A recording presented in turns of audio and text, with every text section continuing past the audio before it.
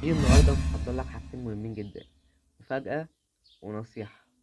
تابعني لاخر الفيديو عشان تعرف النصيحة. يلا. صحينا ولبسنا. تعالى ننزل نصلي الجمعة.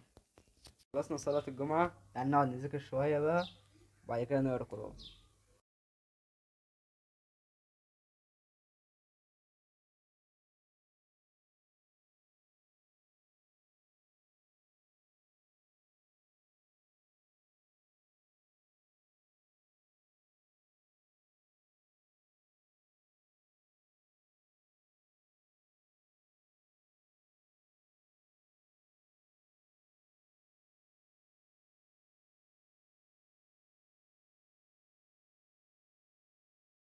فاكرين الايفنت اللي انا رحت عملته قبل كده اللي هو اوبريت عن تحيا مصر؟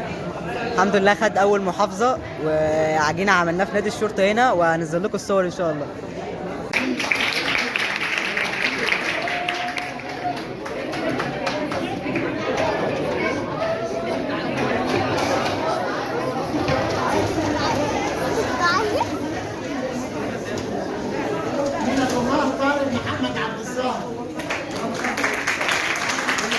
يا جدعان قلت لكم ان في نصيحة في اول الفيديو. انا هقول لكم النصيحة دلوقتي وانتوا تستغربوا هي النصيحة ايه اصلا. انا لخصت النصيحة دي في كلمة واحدة، هي السعي. انت لو سعيت هتلقى، ولو بعد حين هتلقى، يعني هتلقى. بس كده. انا حصل معايا موقف، اكتر موقف محرج يعني يعتبر اتعرضت له. ماشي ولابس القميص الابيض والبنطلون الاسود زي رايح الحفله، ولابس الساعه والجزمه ومروق على نفسي، ويقولوا لي باقي دقيقتين والحفله تبدا. يا جدعان انتوا بتقولوا ايه؟ يا لهوتين يا جدعان، انا خدت الشوارع جري، يعني شارع الكورنيش خدته جري.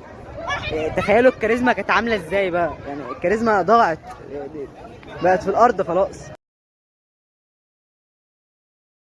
والحمد لله وصلنا واستلمنا الشهاده. بس كده. سلام.